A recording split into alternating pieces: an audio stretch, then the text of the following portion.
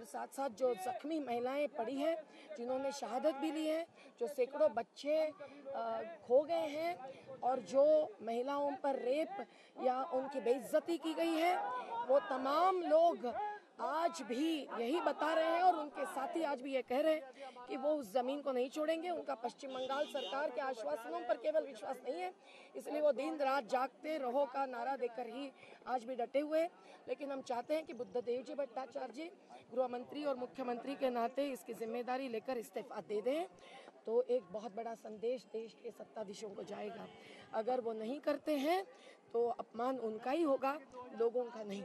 और हम लोग जुडिशियल इंक्वायरी, न्यायिक जांच भी चाहते हैं, क्योंकि सीबीआई भले अपनी इंक्वायरी उस फायरिंग और शहादत के मुद्दे पर करे, लेकिन सत्ता और जनता के बीच का जो सही संघर्ष है, उसके सही मूलभूत बुनियादी कारण खोजना, एसईजेड एक्ट से लेकर पूरे ब्रिटिशों के भूअर्जन कानून के इस्तेमाल तक के, ये तो एक पूरी न्यायिक जांच के द्वारा ही होना चाहिए।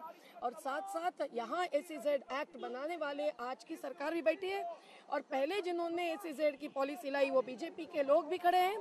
तो हम चाहते हैं कि ये तमाम राजनेता जन संगठनों और आंदोलनों के साथ बातचीत करें और एक नए विकास नियोजन की जो नीति का मसौदा हमने तैयार रखा है वो लाए।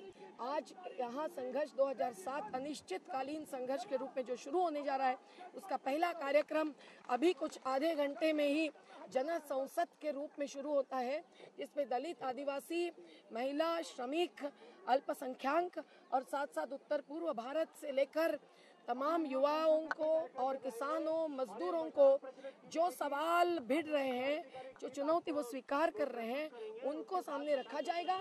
मंत्री और अधिकारियों को निमंत्रित किया है, वो आएंगे तो ठीक है, नहीं आएंगे तो जनता अपनी आवाज़ लेकर फिर उन तक अगले हफ्ते में पहुंच जाएगी। ये हमारा निश्चय है और इसीलिए हम लोग जंतर मंतर पे आए हैं। मैम कमलनाथ जी ने कहा है कि कुछ भी हो जाए हम एसईजेड से पीछे नहीं हटेंगे।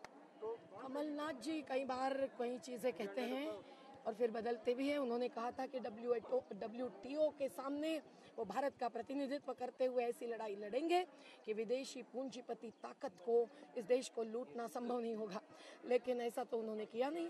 तो ये जो बोल रहे हैं उसके बावजूद आज भी हम अपेक्षा करते हैं कि तमाम संवेदनशील और विचारशील लोग जो भी आज सत्ता में बचे हुए हैं, वो पार्टी के बावजूद एक हो जाएंगे। जिस जनता से वो वोट लेते हैं, उस जनता को लूटने की छूट वो कॉर्पोरेट सेक्टर को नहीं देंगे।